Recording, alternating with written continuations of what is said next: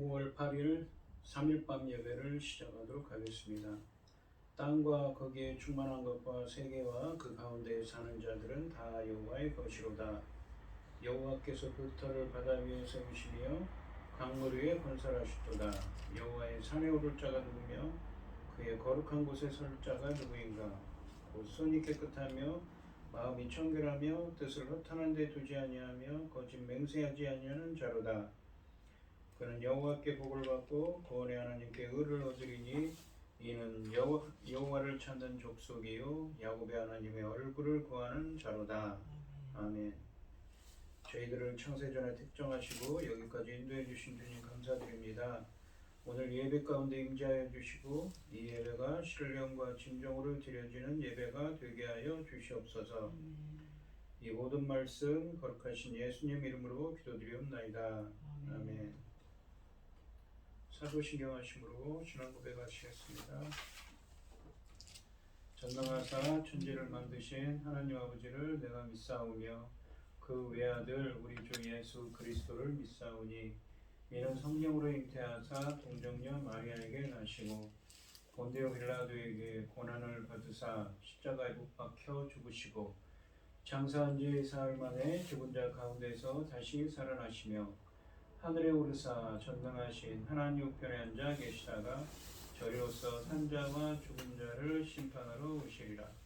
성령을 믿사오며 거룩한 공회와 성도가 서로 교통하는 것과 죄를 사하여 주시는 것과 몸이 다시 사는 것과 영원히 사는 것을 믿사옵나이다. 아멘. 찬송가 442장입니다. 저장 믿고 뒤에 있을 아직 맺혀 있는 그때에 귀에 은은히 소리 들리니 죄성 분명하다. 주님 나와 동행을 하면서 나를 친구 삼으셨네. 우리 서로 받은 그 기쁨은 알 사람이 없도다. 그 청한 주의 음성 우는 새도 잠잠케 한다. 내게 들리던 주의 음성이 늘 귀에 쟁쟁하다. 주님 나와 동행을 하면서 나를 친구 삼으셨네. 우리 서로 받은 그 기쁨은 알 사람이 없도다. 밤 깊도록 동산 안에 주와 함께 있으려 하나. 괴로운 세상에 할 일 많아서 날 가라 명하신다. 주님 나와 동행을 하면서 나를 친구 삼으셨네. 우리 서로 받은 그 기쁨은 알 사람이 없도다. 아멘. 오늘 함께 하실 하나님의 말씀은 이사야서 32장 1절로 8절 말씀입니다. 이사야서 32장 1절로 8절 말씀입니다. 교독을 하겠습니다. 제가 먼저 읽겠습니다. 보라, 장차 한 왕이 공의로 통치할 것이요 방백들이 정의로 다스릴 것이며 또 그 사람은 광풍을 피하는 곳, 폭우를 가리는 곳 같을 것이며 마른 땅에 냇물 같을 것이며 곤비한 땅에 큰 바위 그늘 같으리니 보는 자의 눈이 감기지 아니할 것이요 듣는 자가 귀를 기울일 것이며 조급한 자의 마음이 지식을 깨닫고 어눌한 자의 혀가 민첩하여 말을 분명히 할 것이라.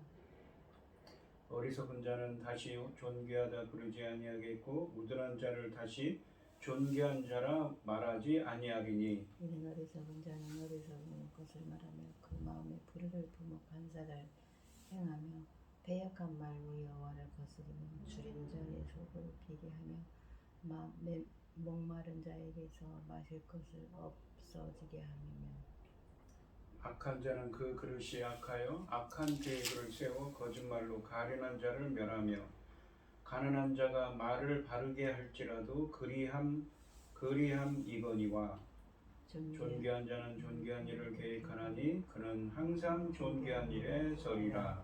아멘. 기도하겠습니다.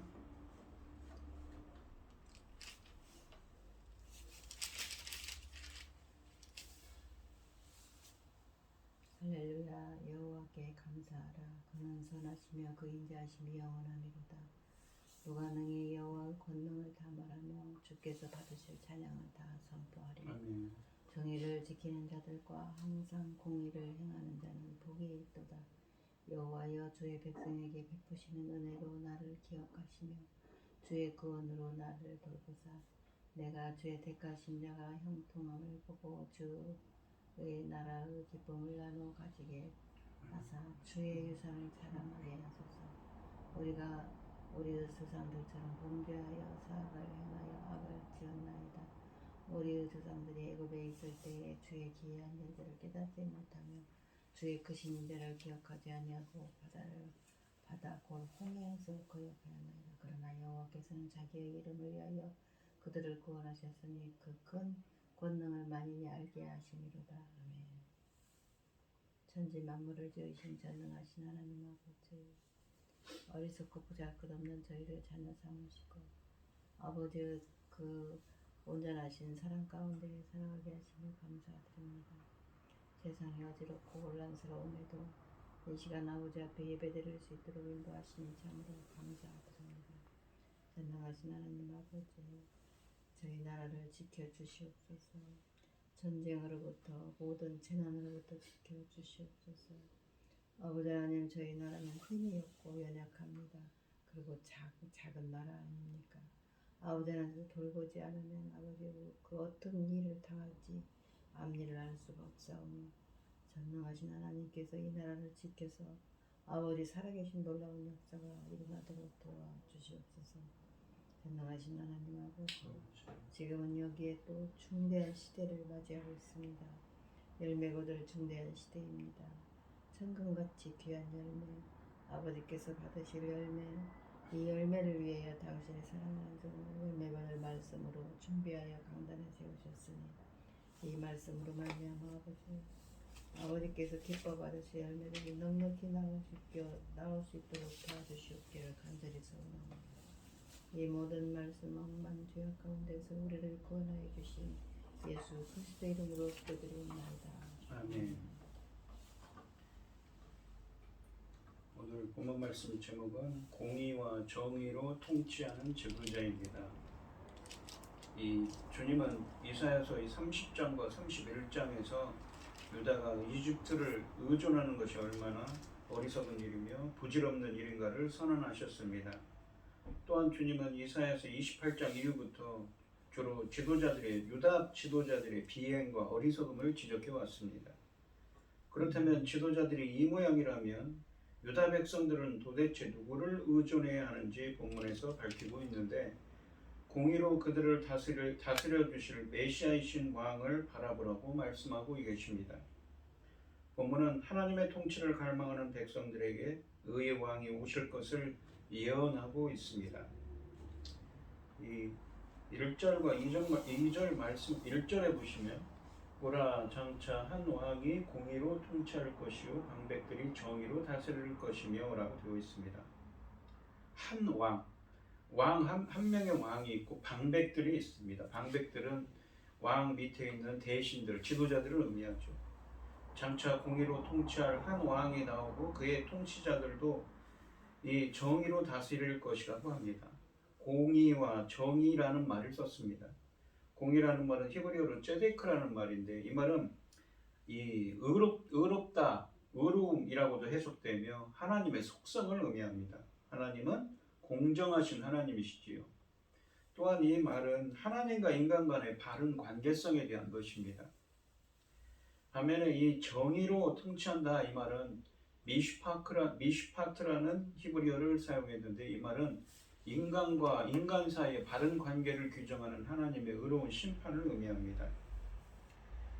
한 왕은 가까이는 히스기야를 의미하고 궁극적으로는 다윗의 자손으로 오실 메시아를 가리킵니다. 이사야서 9장 1절로 7절과 11장 1절로 5절 말씀에서 메시아에 대한 신탁을 선언하면서 사용했던 이미지와 용어들을 이곳에서도 사용하고 있습니다. 새로운 지도력을 가지고 시작되는 이 시대를 통치할 지도자들은 하나같이 정의와 공의를 통치 철학의 기초로 삼을 것입니다. 이 새 정권의 구심점인 왕과 그를 돕는 모든 지도자들이 한마음이 되어 공의와 정의를 추구한다고 하십니다. 2절 말씀해 보시면 또 그 사람은 광풍을 피하는 곳, 폭우를 가리는 곳 같을 것이며 그 사람, 그 한 사람이죠. 이 단수입니다. 그러니까 1절에 나오는 한 왕이죠. 메시아이신 예수 그리스도입니다. 마른 땅의 냇물 같을 것이며 곤비한 땅의 큰 바위 그늘 같으리니 라고 하십니다. 그 사람, 그러니까 1절에 한 왕이신 예수님은 광풍을 피할 수 있는 피난처, 폭우를 가리는 곳, 폭우를 막는 곳, 또한 마른 땅에 흐르는 냇물, 곤비한 땅, 그러니까 메마른 땅의 큰 바위 그늘과 같을 것이라고 말씀하십니다. 백성들을 보호하기는커녕 당시에 마치 험난한 세상의 파도에 휩쓸리도록 내주었던 이스라엘의 지도자들과는 매우 큰 대조를 이루고 있습니다. 메시아가 나타나 광풍과 폭우에서 보호할 것입니다.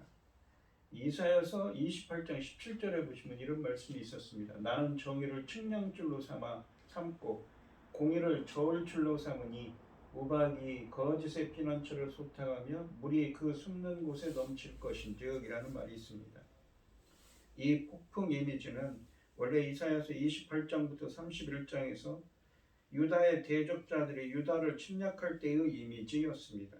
하지만 이런 은유를 거꾸로 사용하여 종말의 메시아가 폭풍우와 같은 대적자들로부터 보호하실 것을 본문에서 말씀하고 계십니다.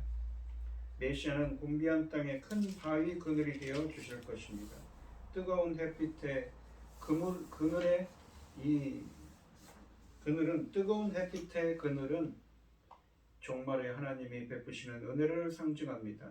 이사야서 32장은 이런 은혜가 구체적으로 메시아의 사역, 공의와 정의로 행하는 사역의 결과임을 보여주어서 메시아가 신적 인물임을 암시하고 있습니다. 그러니까 공의로 통치하시는 메시아이신 예수 그리스도의 통치가 임할 때 이런 일이 임한다는 것입니다. 3절과 3절을 보시면 보는 자의 눈이 감기지 아니할 것이요 듣는 자가 귀를 기울일 것이며 라고 하십니다. 보는 자의 눈이 감기지 아니할 것이요 라는 표현은 1절과 2절 말씀처럼 메시아가 통치하는 때가 되면 사람이 진리를 분명히 깨닫게 되며 보게 된다는 것입니다. 또한 듣는 자가 귀를 기울일 것이며 라는 표현은 말씀에 관심을 가지게 되며 그 말씀을 이해하게 된다는 뜻입니다. 이 마태복음 11장 2절로 5절에 보시면 이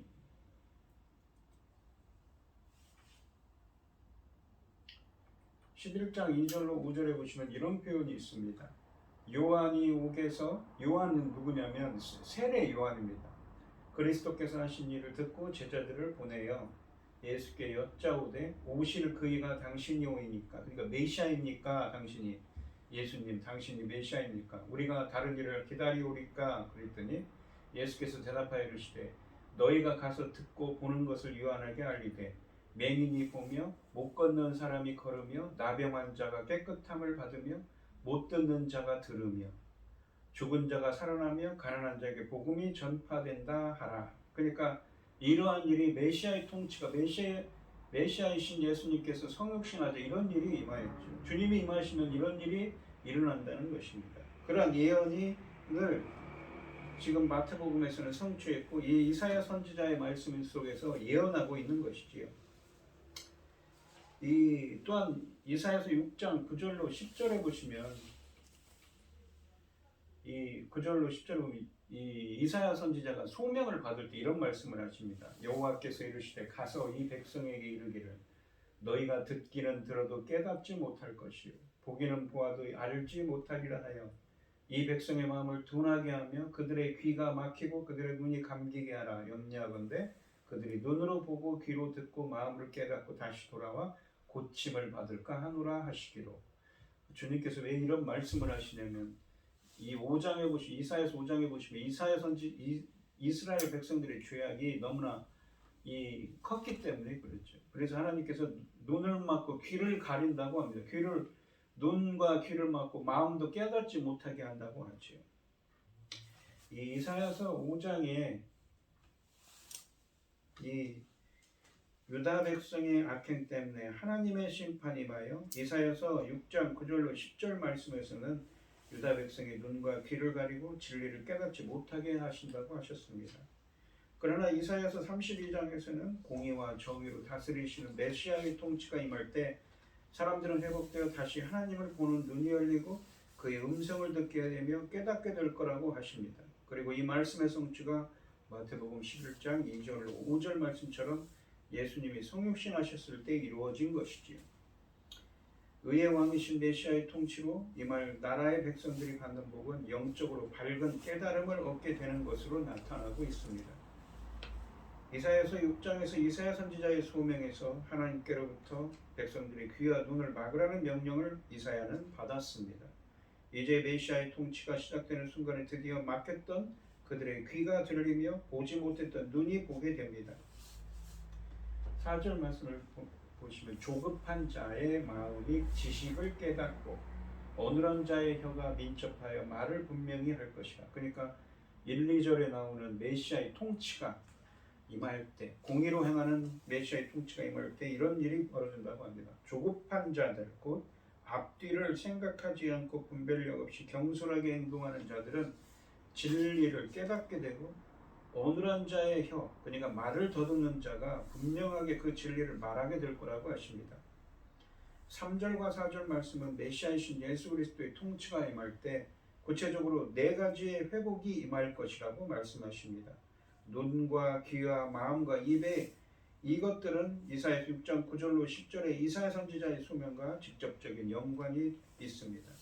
한때 하나님의 진노의 대상이 되어 눈이 가려지고 귀가 막혔던 자들이 이제는 그분의 은혜의 대상이 되는 것입니다. 그러므로 4절 말씀처럼 이 백성들은 더 이상 경솔하고 조급하게 행동하지 않고 살이 깊고 신중하게 모든 것을 결정하고 행하며 본인들의 입장을 분명하게 정확히 말하게 될 것입니다.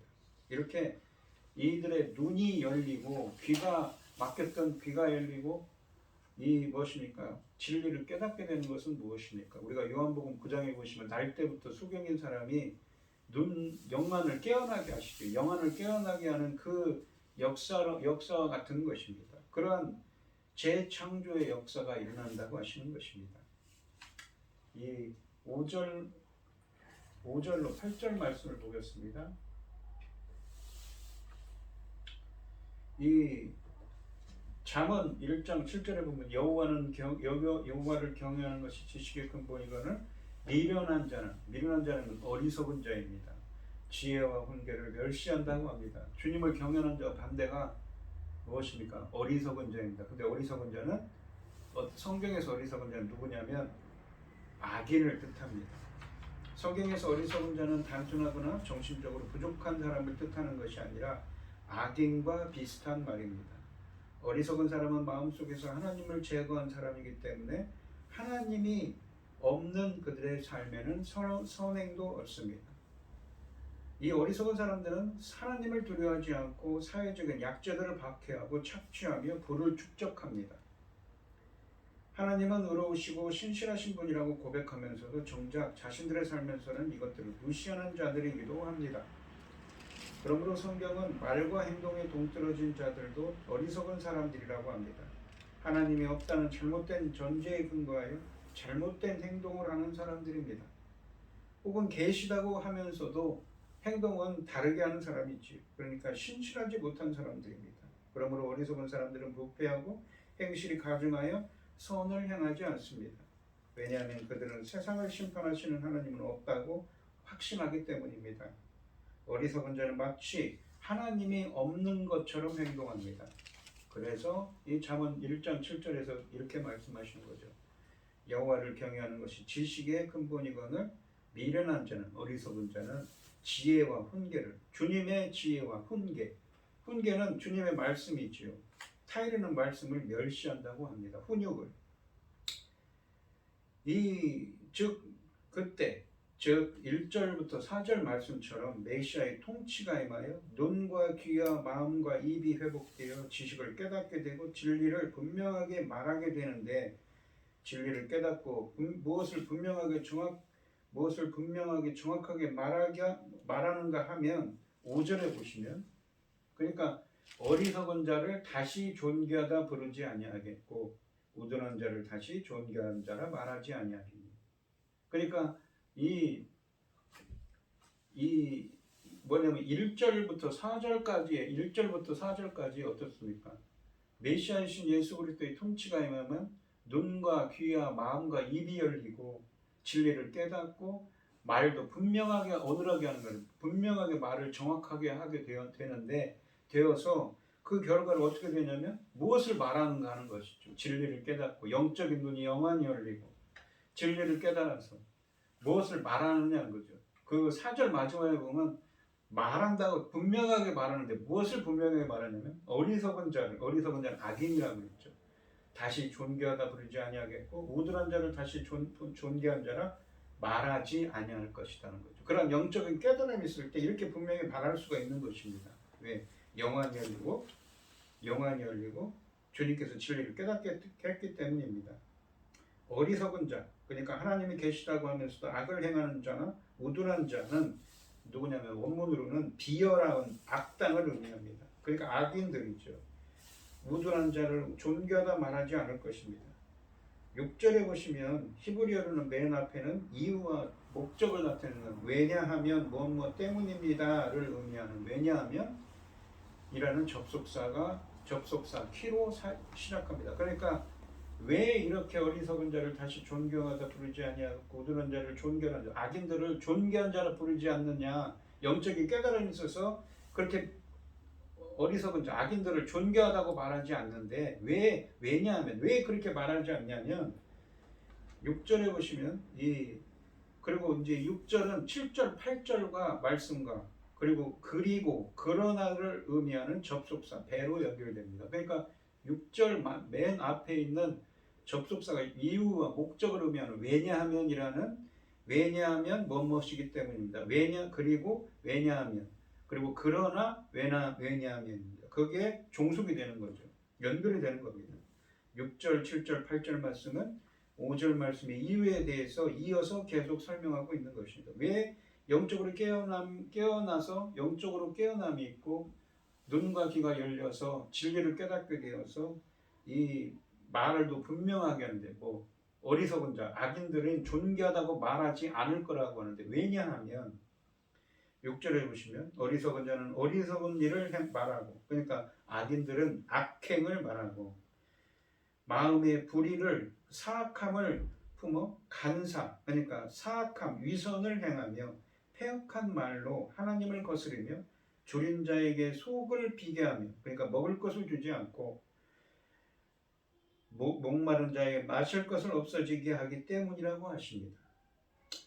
그렇기 때문에 이 우둔한 자, 어리석은 자, 5절에 있는 것처럼 어리석은 자는 이렇게 악하기 때문에 어리석은 자를 악인들을 존귀하다고 말하지 않는다는 것이죠. 그리고 7절에 보시면 그리고라는 접속사로 시작합니다.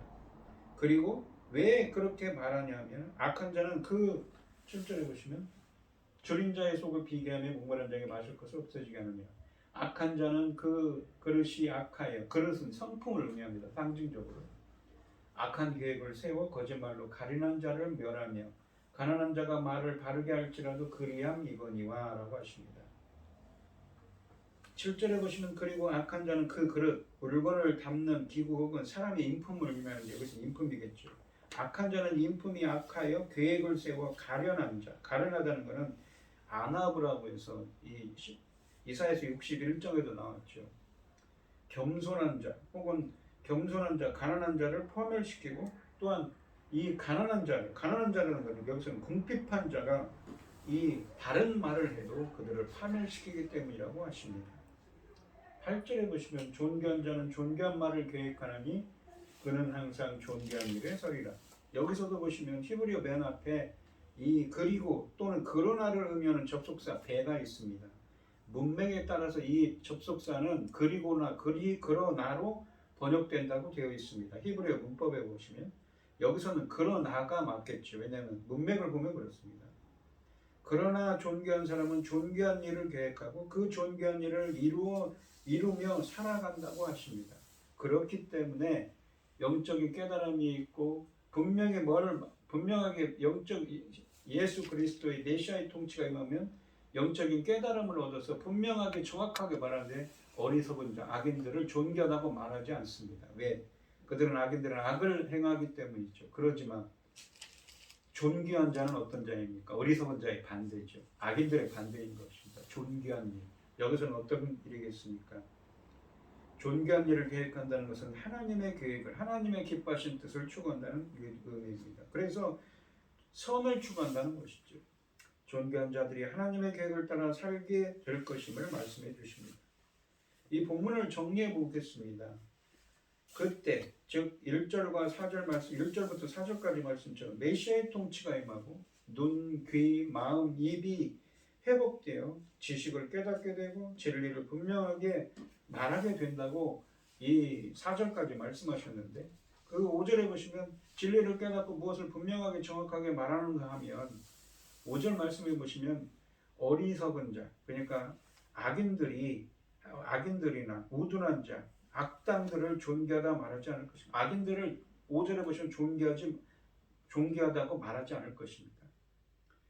1절부터 4절 말씀처럼 메시아의 통치로 영적으로 회복되어 5절 말씀에 어리석은 자를 존귀한 자라고 말하지 않는 이유는 뭐냐면 6절에 보시면 왜냐하면 악인들은 어리석은 자는 악행을 말하고 계획하며 여호와를 거슬러서 줄이고 목마른 자를 돕지도 않습니다. 선을 행하지도 않죠. 7절에 보시면 왜 그렇게 악인들을 어리석은 자를 존귀하다고 말하지 않냐면 악한 자는 인품이 악하여 7절에 보면 악한 계획을 세우고 겸손하고 가난한 자를 파멸시키지만 이기 때문이라고 하십니다. 그렇지만 8절에 보시면 그러나 존귀한 자는 하나님의 뜻을 따라 그 일을 행하기 때문이라고 말합니다. 하나님 존귀한 자는 어떻습니까? 선을 행하는 자이겠죠. 잠언에서처럼 어리석은 자는 악한 자를 가리킵니다. 그는 악행을 가르치고 다른 사람들의 궁핍을 모른 채 합니다. 가난하고 궁핍한 사람들을 이용하는 악한 계획을 꾸미는 사람들입니다. 그러나 존귀한 자는 다른 사람들에게 선을 행하려고 계획합니다. 그의 의로움 때문에 그가 설 것이며 또한 계속 살게 될 것입니다.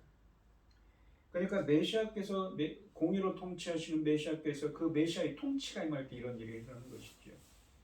메시아의 통치가 임할 때 어떻습니까?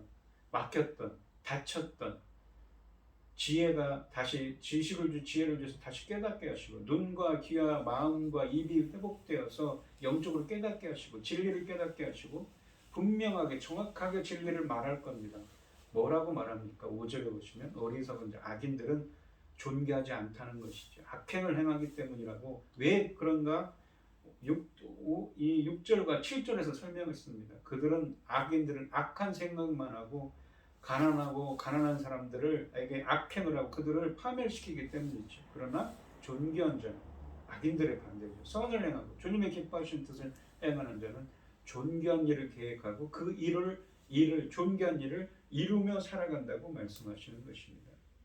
메시아께서 통치하실 때 유다의 영적 무감각과는 반대로 영적인 일들을 분명히 보고 듣고 말하게 될 것입니다. 사람들은 하나님의 말씀을 이해하고 진리를 명확하게 말할 것입니다. 어리석은 자와 우둔한 자들은 존경받지 못할 것입니다. 왜냐하면 메시아의 통치로 그러한 자들을 깨달아 알게 될 것이기 때문입니다. 타락한 세상은 어리석은 자들이 악인들이 잘 되는 것에 찬사를 보내지만 공의의 통치자가 오시면 그들의 악행을 어리석음을 폭로하시고 그들의 악을 벌하실 것입니다. 그래서 오늘 이 시간 메시아이신 예수 그리스도의 통치가 임하여 우리의 눈과 귀와 마음과 입이 회복되고 본문에 있는 말씀처럼 영적인 깨달음을 얻어서 존귀하신 주님의 뜻을 알게 하시고 주님의 뜻을 행하는 여러분들이 되시기를 축원드리겠습니다. 기도하겠습니다. 하나님 아버지 감사합니다. 메시아이신 예수님의 통치가 임할 때 우리의 눈과 귀와 마음과 입을 열게 하시고 깨닫게 하시고 진리를 깨닫게 하시고 분명히 그 진리를 정확하게 말하게 한다고 하십니다. 그래서 어리석은 자는 어리석을 존귀한 자가 아니라고 존귀할 일을 행하지 않는다고 하십니다. 왜 그러냐하면 그들은 어리석은 자는 존귀하지 않는 이유는 그들은 악행을 생각하고 악한 일만 도모하며 가난하고 겸손한 자들을 파멸시키는 악행을 서슴지 않기 때문입니다. 하지만 존귀한 자는 하나님의 기뻐하시는 뜻을 행하는 자는 존귀한 일을 행한다고 합니다. 그리고 그 일을 이루며 살아간다고 하십니다. 저희들도 주님의 그 진리를 예수 주님의 통치가 저희들에게 임하여 주시옵시고 저희들의 눈과 귀와 마음과 입이 회복되어서 진리를 깨닫게 하시고 존귀한 자가 되어서 저희들도 주님이 기뻐하신 일을 존귀한 일을 행하며 이루며 성취할 수 있는 저희들이 되게 하여 주시옵소서. 이 모든 말씀 거룩하신 예수 그리스도의 이름으로 기도드리옵나이다. 아멘.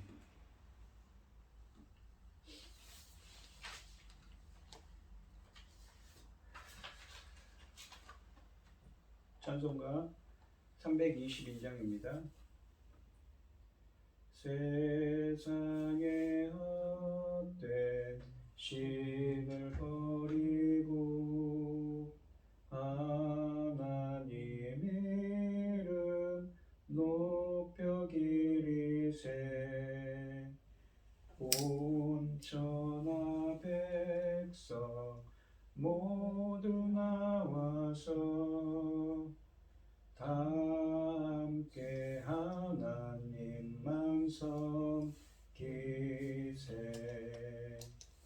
세상의 헛된 우상 버리고 인간의 모든 부귀영화와 거짓과 불의 모두 버리고 온전히 하나님만 섬기세 주님의 백성 서로 헤아려 시기와 마음 아주 버리고 하나님만을 홀로 섬기는 천국을 어서 이뤄주소서. 아멘. 축도하시므로 오늘 예배를 마치겠습니다. 이제는 주 예수 그리스도의 은혜와 아버지 하나님의 극진하신 사랑과 성령의 교통하심이 존귀한 자가 되기를 원하는 성도들 머리머리 위에 이제로부터 영원히 함께 있을지어다. 아멘.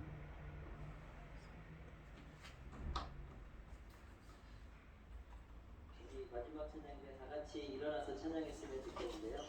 우리가 잘 알고 있는 비전이라는 찬양입니다. 어떻게 보면 오늘 예배 가운데 말씀 가운데 참 공평하신 하나님께서 그 공평을 이루시는 것들